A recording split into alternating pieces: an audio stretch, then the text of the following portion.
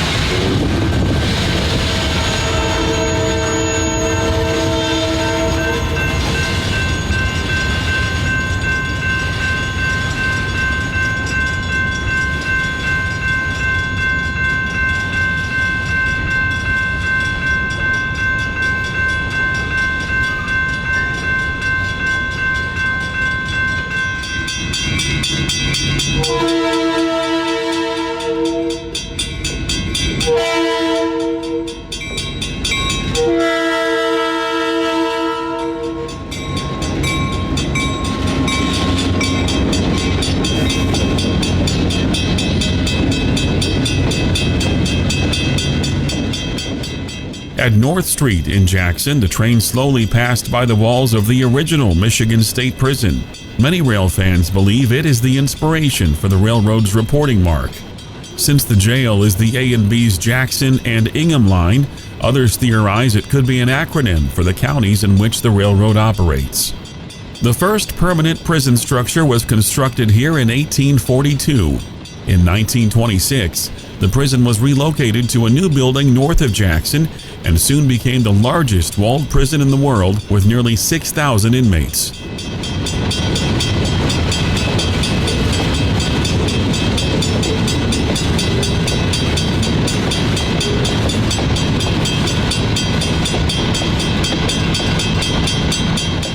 Lansing Avenue in Jackson is one of the busiest intersections along the Lansing Secondary. Adjacent from the grade crossing is a city park that is home to former Grand Trunk Western number 5030.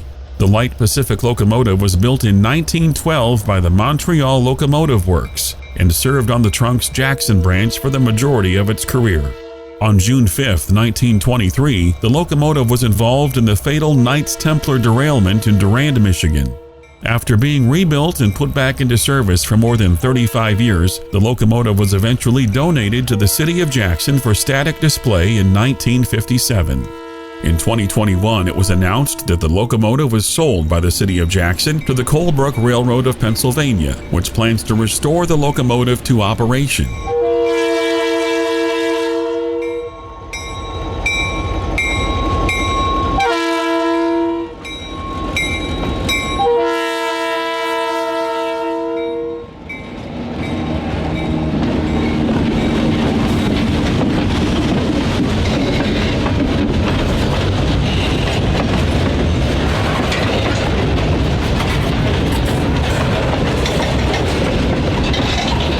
The Adrian and Blissfield Railroad Company was sold to Transportation Holdings in August of 2021.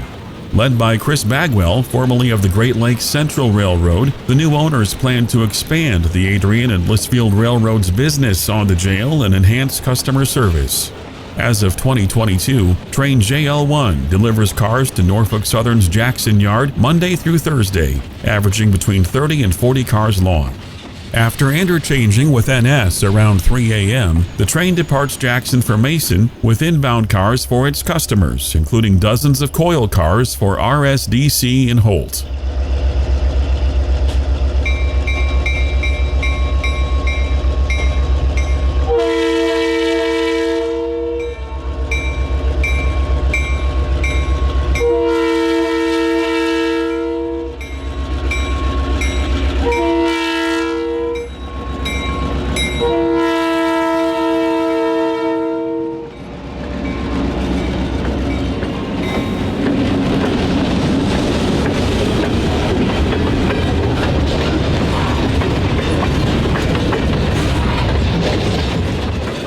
The history of this successful short line has deep roots going back to the Civil War era. In 1864, the Lansing and Jackson Railroad Company was formed, and a line was built 47 miles between the cities over a period of 2 years. In 1867, the company purchased the Amboy, Lansing, and Travers Bay Railway, which operated between Lansing and Owasso.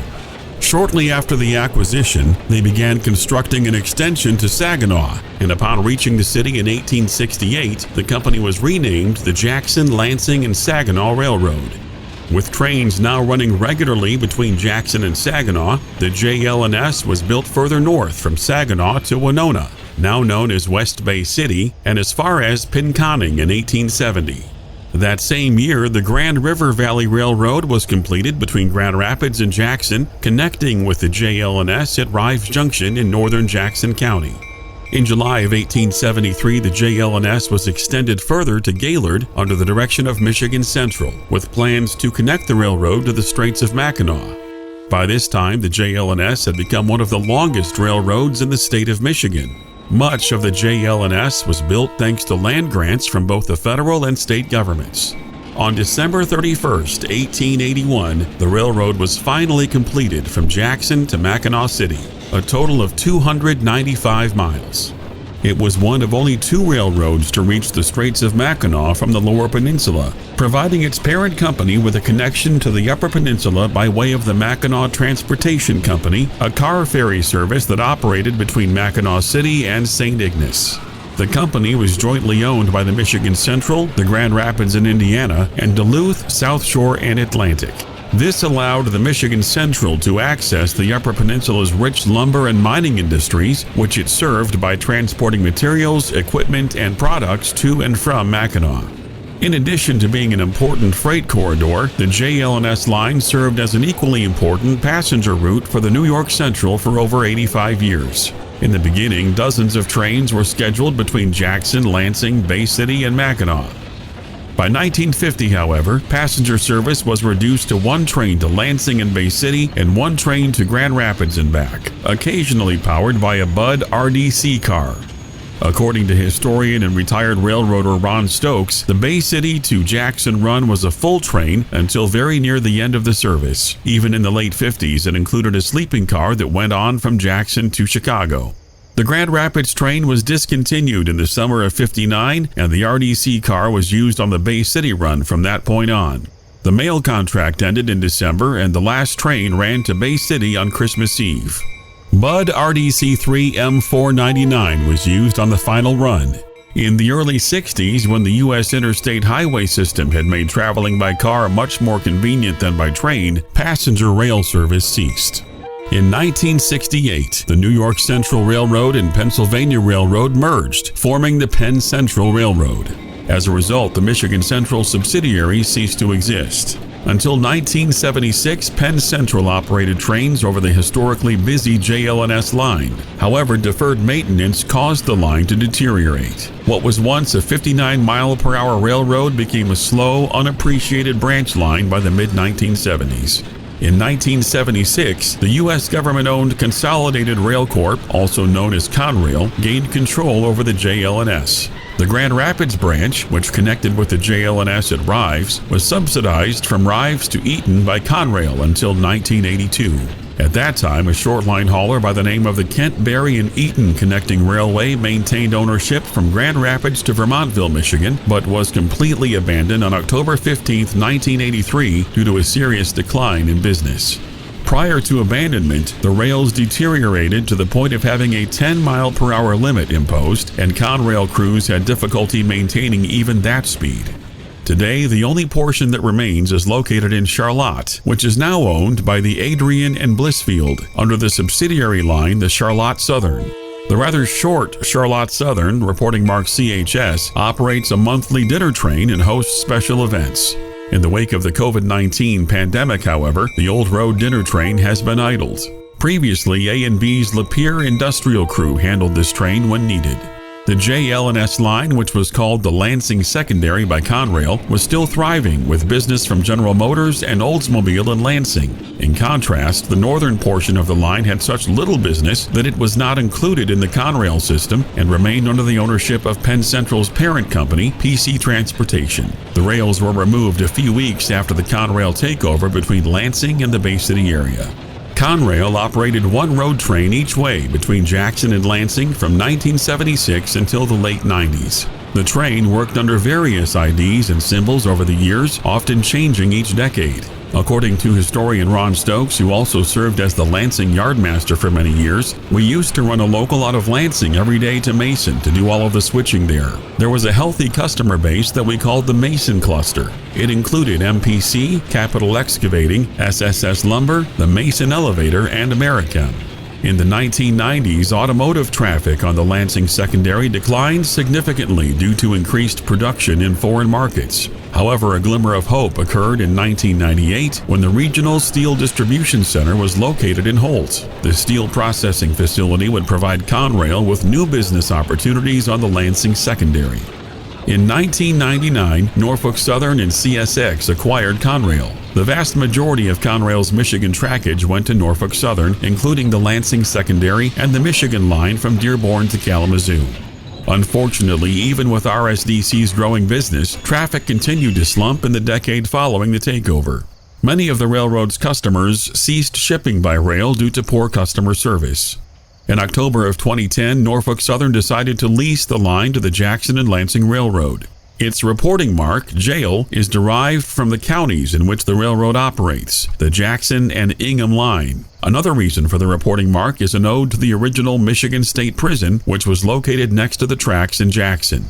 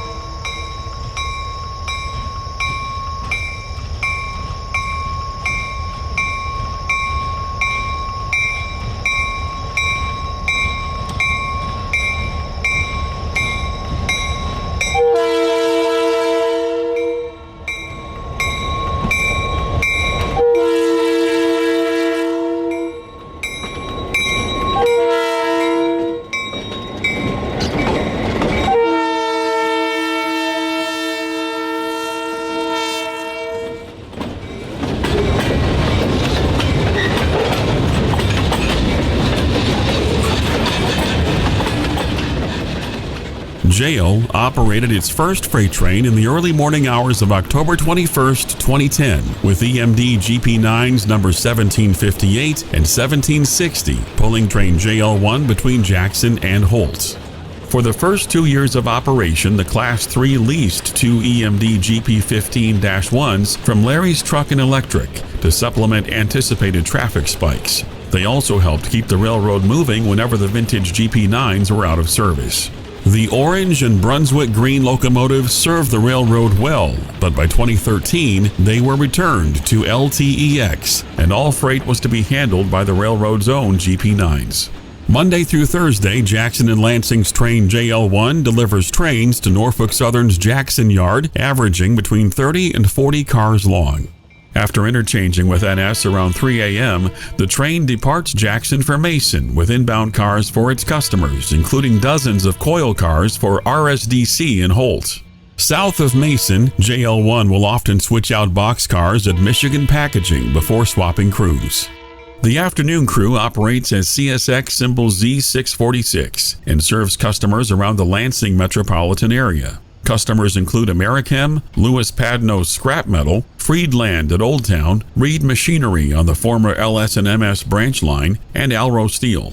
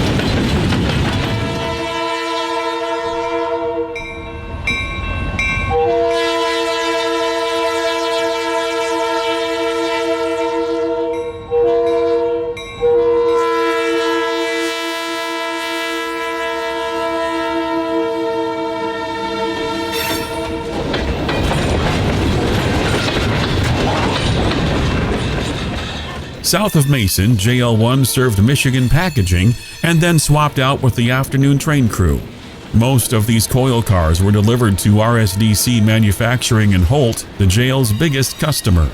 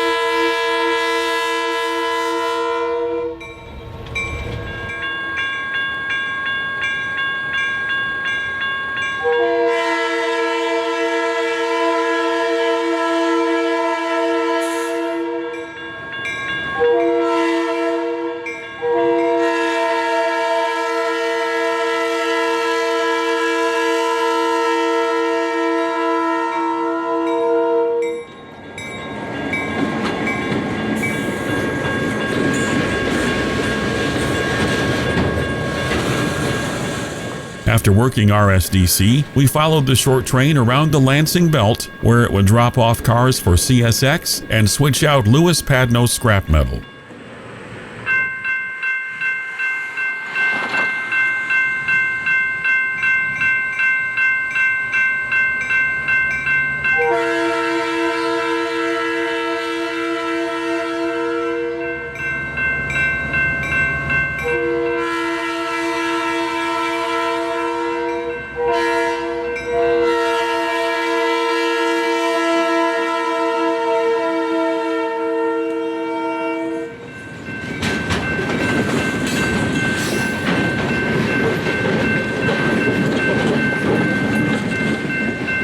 The jail has access to 5 yards, including Norfolk Southern's Jackson Yard at the southern terminus.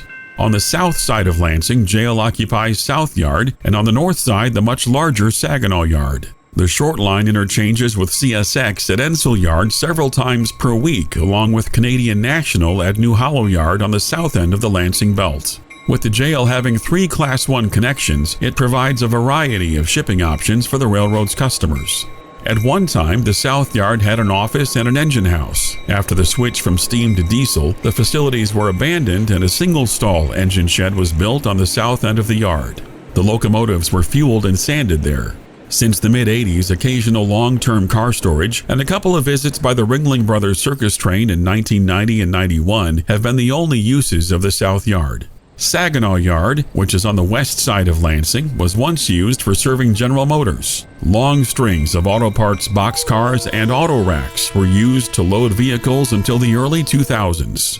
Since the automotive plants closed in 2005 and are now gone, both yards are utilized for car storage, which has become a profitable business for the Jackson and Lansing Railroad.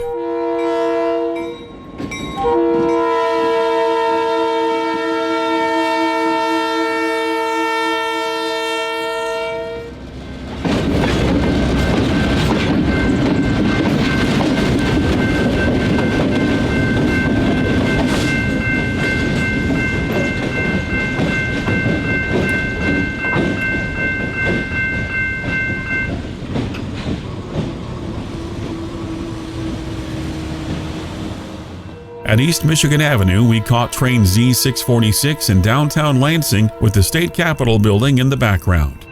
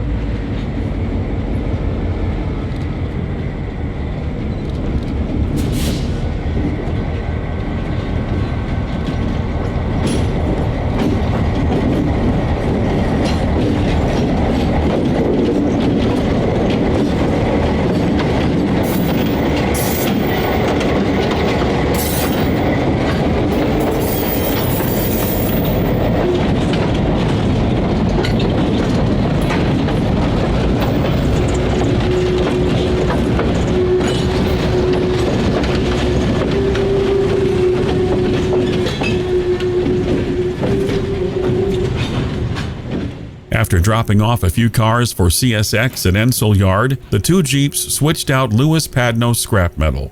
While moving through Ensel Yard, the locomotives passed the forgotten ex-Bessemer and Lake Erie F7A number 725, which was formerly used on the Conrail's Michigan Star Clipper dinner train.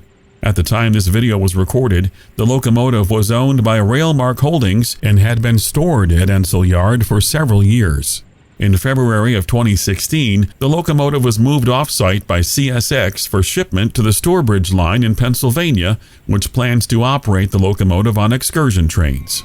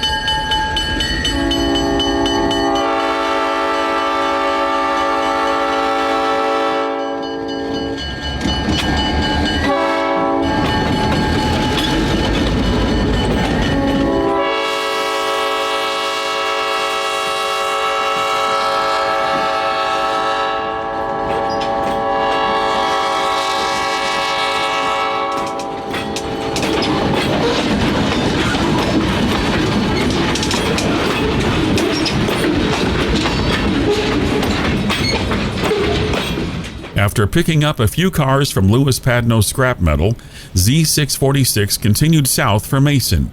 On the way back, GP9 number 1760 led the train. Number 1760 was built in 1955 for the Pennsylvania Railroad, making the engine over 60 years old. 1758 was also built for the Pennsylvania Railroad. The 1760 is equipped with an old cast Nathan P5 air horn, while the 1758 retains a Leslie RS3L with a dead 25 bell.